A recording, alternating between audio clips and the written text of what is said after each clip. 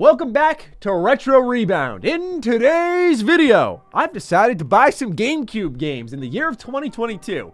Why, you may be asking? It's because I hate my wallet.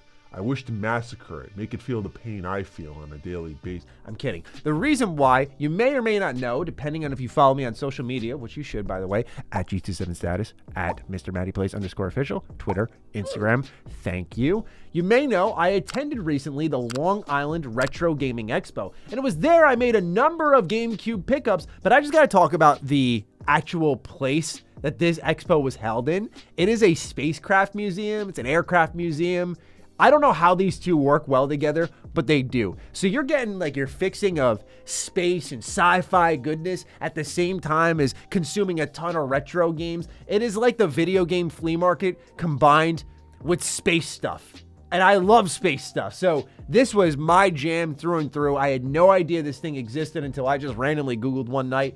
Gaming expos near me. I found this one. I made a couple of hour drive out there. It was an absolute blast. Got to make some great pickups. It's also why I was particularly infuriated with the retro gaming market, because it is disgusting the prices people are charging for these games. Trust me, I'll get into that. But the real reason why I'm picking up GameCube games is what I have here, the GCHD.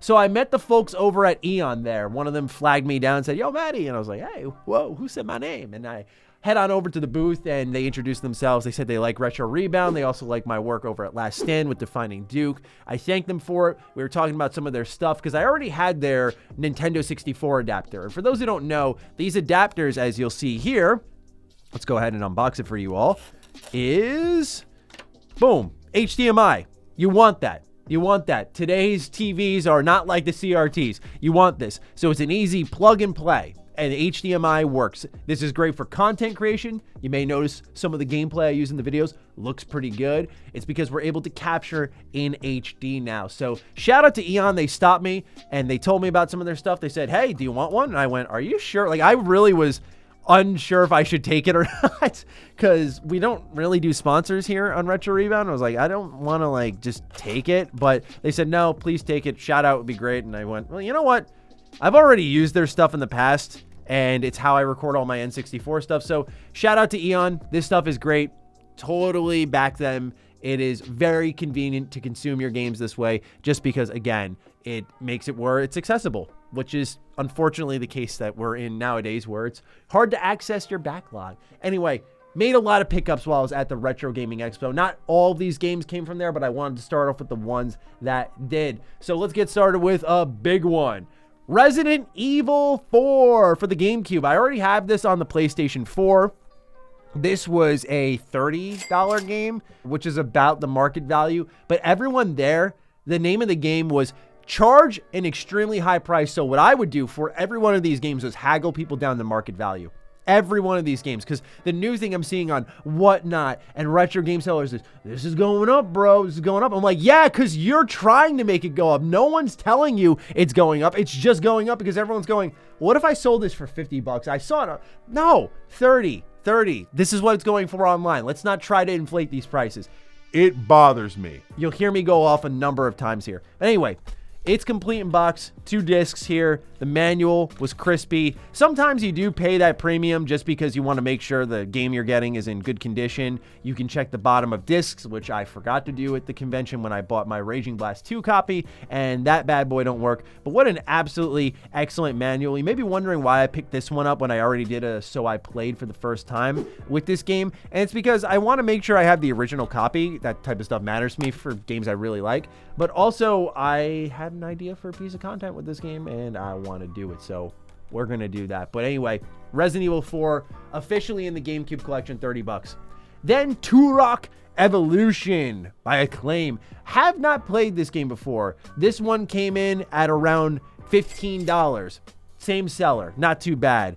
It is a dinosaur focused FPS. I looked up reviews on the fly. I don't really blind buy anymore, and I'm trying to buy games I really think I'll play. This game just looked too cool to pass up. You'd have squads, aerial missions, you'd go through jungles, fight dinosaurs. I don't know. I've never played Turok before, but I thought it looked cool. I was also kind of a sucker for this disc art. I thought it looked really, really neat. Again, manual is in good condition. I tend to hang around these types of sellers. It actually came with this little card here that you would send into Acclaim to give them some details. The manual, while not colorful, walks you through the tons of weapons you get in this game. I don't know, it just looked really off the chain. It spoke to me in that way that I could use some chaotic FPS goodness. So I picked it up, even though usually I avoided the GameCube for third-party games. The reason for that is what you saw here with Resident Evil with the 2 discs. I don't know, something about it just always, I didn't like 2 discs growing up, but now I regret it because GameCube games are so expensive that you're paying an arm and a leg for them. Okay, next up is Final Fantasy Crystal Chronicles, a GameCube exclusive, much like Resident Evil 4 was for some time. So this one I picked up, even though there was already the HD remaster, because Pro Jared's review of this game lives rent-free in my head of the new one. I remember how he said in that video that the original was just way better, getting everyone around with their Game Boy Advance, connecting to the GameCube, playing couch co-op. It's just not the same. And so it was 20 bucks.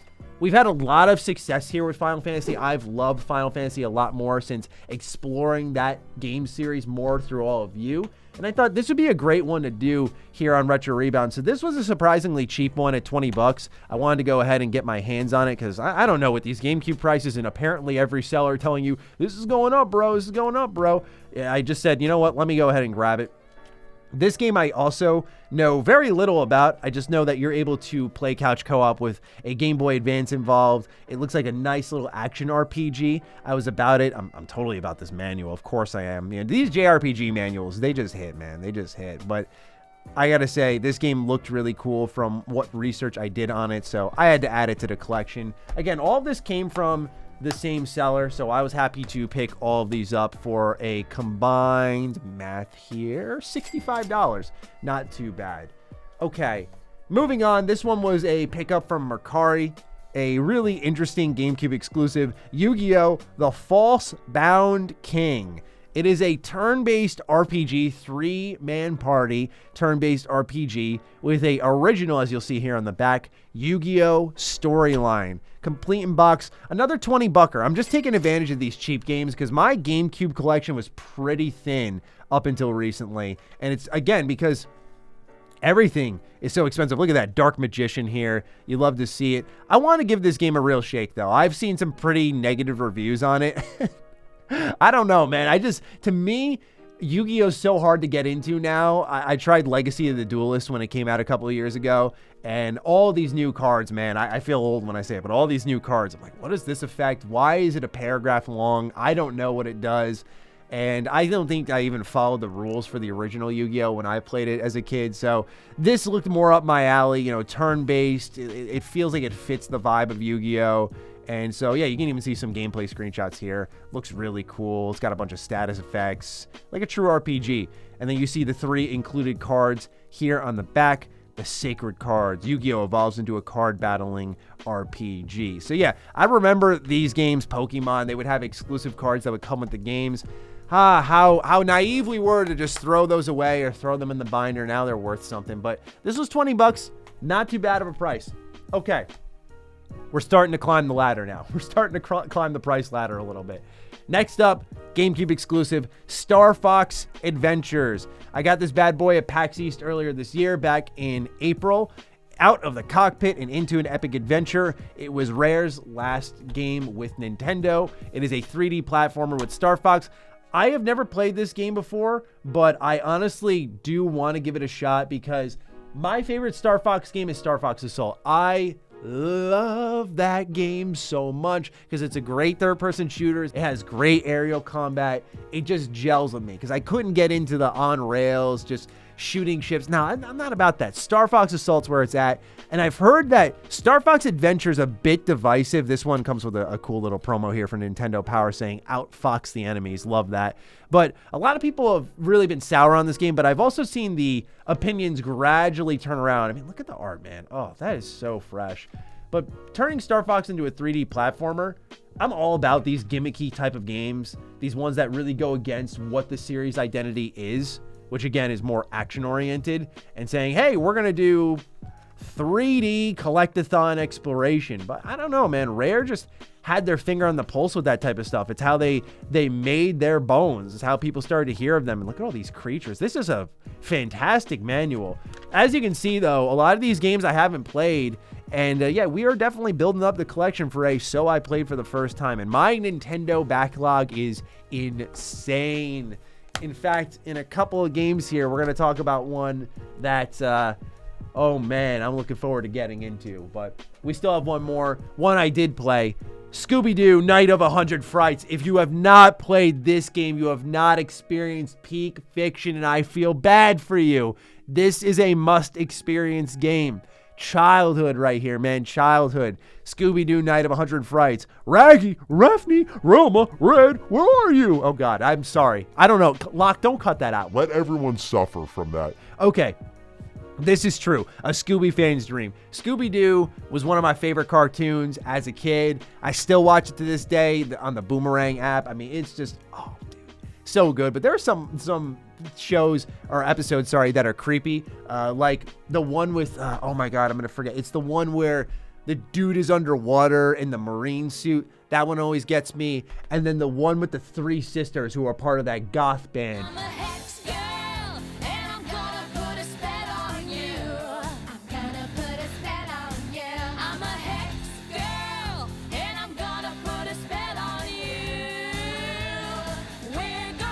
That one as a kid, I hated that one. But hey, shout out to the Boo Brothers.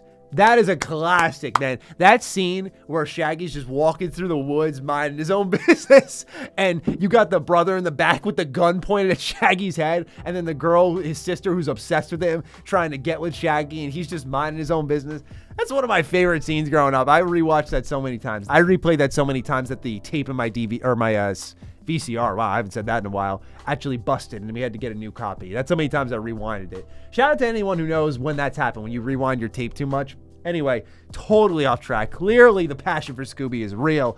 This is a wonderful 3D platformer. Again, very collectathon focused. I love that the disc is purple. Just fits the vibe here. We got a nice thick boy manual. It's got the art. Of course, you know Maddie's taste. You know what we're all about. Look at that, the Scooby-Doo movie art. Hey, shout out to that, man. That was a good one right there. All this promotions. Oh my God. Cyber Chase. That game was tough. That was a tough one. I know they're promoting the movie, but oh man, I wonder if they have maybe Witch's Ghost. Maybe that was the one that scared me.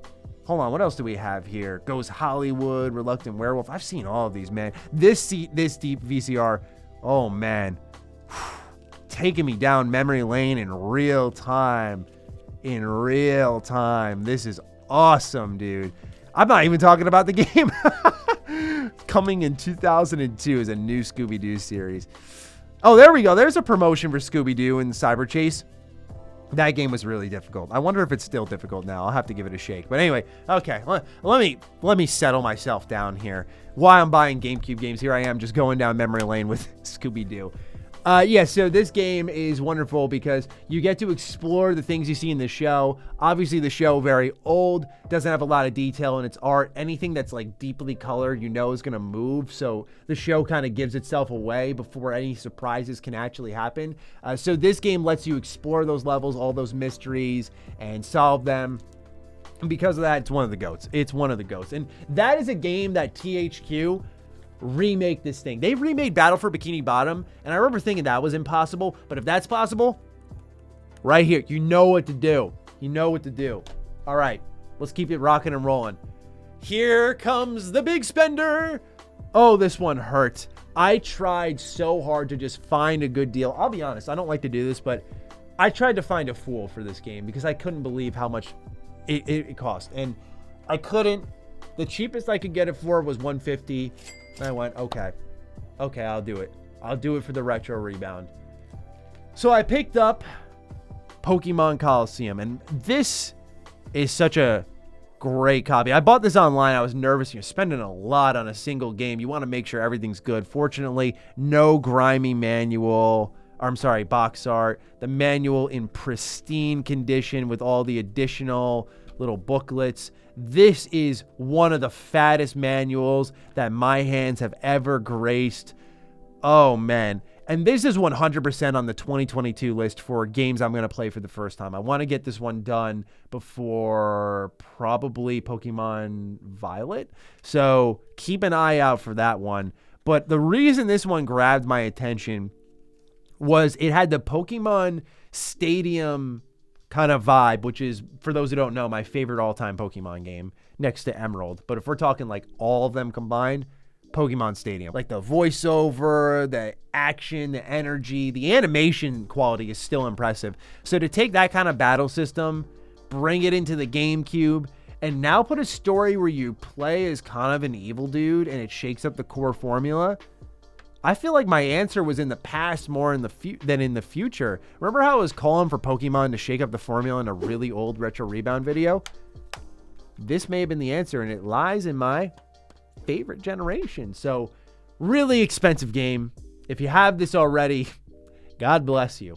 I wish I were you, but I'm just gradually restoring an extremely expensive collection, and it hurts. I paid almost $200 for XD Gale Darkness. I got that for about $160 at a flea market in New York City, and it's like, that was getting a deal. That was getting a deal. Now it's around $200. It's like, I guess, kind of, but anyway, I talk a lot about how I have certain GameCube games I grew up with that personally I would consider my touchstones to the past, but many others would reference, Mario Kart, Double Dash, and, so on and so forth. Pokemon Colosseum, the whole 9 yards. But this was my GameCube game right here. Naruto Clash of Ninja 2. This was my fighter, man. The sound effects, the music, and I couldn't believe when I looked at my GameCube collection, your boy didn't have this one. So I had to get my hands on it. 23 characters. OG Naruto is goated, by the way. I feel like we forget this way too often. Like, I grew up on this thing, man. We just forget way too often how lucky we were. I love Shippuden, don't get me wrong, but OG Naruto killed it. And this was the vibe. Look at that cast. Now you fire up Ultimate Ninja Storm 4, it's like 80 characters, and that's great and all, but this game, I don't have the manual. Maddie, what are you doing, brother? Ooh. All right, well, no manual, but a great fighting game in the terms of style and presentation. As a actual fighting game, it's actually pretty easy, even when you play versus friends, which I've done dozens of times. Like, it's very easy to knock someone's health bar down. But there's also more Clash of Ninja games. There's Clash of Ninja Revolution over on Wii, and they go up to 3 with that and get into some of the Shippuden characters. It's fantastic. Please look into this series, but this is like one of my favorite GameCube games of all time. All right. This one, as a big Mega Man fan, I realize over time how many games in the series I haven't played. And it even spans into one of my favorite series within Mega Man, which is probably one of the leading reasons I'm a big fan of the franchise, Battle Network. So it turns out GameCube had an exclusive Mega Man Network transmission game, and it takes the Battle Network world and turns it into a 2D side-scroller. Now, this game did not review well. It did not. But as a big Mega Man fan, I decided to bite the bullet on this. I got this for $30, which at least nowadays is considered a good deal for GameCube. We got a complete in box here. This one took a while to find. It's actually pretty tough to seek out. I did get this one on eBay. And we can see here, I love this logo with the Mega Man 15th anniversary. Oh, man. This manual is winning me over before we even start the game. Okay, that's a heavily pixelated image. I might have to take that back. Oh, yeah. Oh, there's nothing quite like the Battle Network era. Oh, my God. Oh, this is dangerous. This is dangerous. I hope this game delivers and isn't as bad as people have said. But anyway, it takes the chip folder that you see in Battle Network, everything you see in Battle Network, and turns it into a more traditional style Mega Man video game. And that sounded pretty cool to me. So, yeah, your boy made the scoop. All right. This is another Macari pickup. Obviously, October's coming around. Maddie's got to prepare the Spooktober for the channel. We do have some good pickings. One of them I want to get around to is a series I've played every entry of except the first game, and that's Luigi's Mansion. Luigi's Mansion for the GameCube. You may be wondering why I didn't get the 3DS version. I figured if I'm going to play it for the first time, I should just leap for the one that is the original experience, especially when it comes to capturing gameplay. That's really important to me that we have our own gameplay here on the channel. We kind of create a vault of it. So to me, personally, I like to just have my hands on the OG copy. It's easier to capture console gameplay compared to handheld. But anyway, that's stupid content creator stuff y'all don't care about. So yeah, Luigi's won a mansion, and apparently he goes there and Mario's trapped inside. I don't even know. That's the great part. There are so many GameCube games that I don't even know about. Like, I don't know the story of the first Luigi's Mansion, but I made sure to get this one because it came with the Nintendo Power Slip here. You can see Star Wars Rogue Leader is on this. Sorry, I'm speaking so fast. I'm stuttering over my words, but I'm so excited. I'm very proud of my GameCube collection now. It's getting to PSP status. Like, I think my PSP collection is a bit of a flex. Like, if I can get Persona 2, 3, and some of the Trails games in there, like, that is some big boy flexing, but right now it's flex worthy. I think my GameCube collection has a little ways to go, but it's getting there. We got some flexible games. Let's see the manual for this one. Haven't actually checked this out since I bought it. Using the Game Boy Horror. Oh, that's so cool. I love that. Oh, this game's got so much charm. I can already tell. The animation quality and the graphics, even on the Luigi's Mansion 3 on Switch. Oh, man, it was so good. So high quality. It was hard to believe it was even on Switch. I cannot wait to vacuum up some ghosts in October. I deserve that. So excited for this one. But yeah, this cost me about $60. Not necessarily cheap. I've seen some people get it for $50, so it was a bit of an overpay, but the pictures look good, and I decided to spring for it because I have patience, but with the GameCube market, I just don't, because just seeing the prices people want to charge Makes me mad.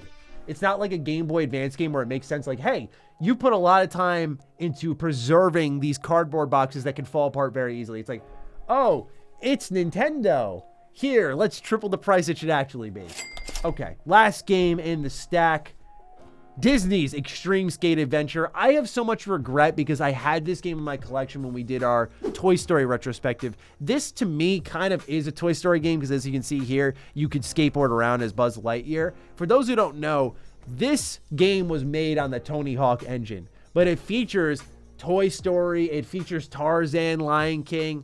What a cool concept that just would not exist today. I'd love to see it come back, but you could even create your own skater. So yeah, I had to pick this one up. I got this for about 35 bucks, which I was pretty pleased with. Again, the manual, it's complete in box. You know how Matty rolls. He's never going to be missing the manual unless it's one of his favorite fighters on the GameCube. It's a thick one. Unfortunately, it's a black and white one. But if you played Tony Hawk, you've played this game. Like, you can even see some of the levels here with Zurg's World, Pizza Planet, Jungle Tree House, Pride Rock. Let's see what else we got here. Scars Canyon. There were so many cool callbacks here. Hollywood. Awesome stuff, man. You could skateboard around as Zurg. I forgot Jesse was in the game. No love for Woody. Oh, no, Woody was here. I was going to say that was weird that there was no Woody in the manual. I knew he was in the game. But yeah, this is again, Tony Hawk style game, but Disney property. So really cool stuff. Anyway, that's everything I bought. Hundreds of dollars down the drain for what is effectively my childhood. Pain, pain, pain, but it's okay because it's worth it. Mwah. Thank you, GameCube, for eviscerating my wallet and teaching it a good lesson. Have you been making any GameCube pickups? Let me know. And again, shout out to Eon. Not really a sponsor, but I just wanted to make sure people know, like, their stuff is great. And it was awesome to see a company actually respect and enjoy their content enjoy my stuff and hook us up. So big shout out to them. So let me know what you think about the GameCube, my pickups, and any pickups you're making. And with that, I'll catch you in the next Retro Rebound. Peace out.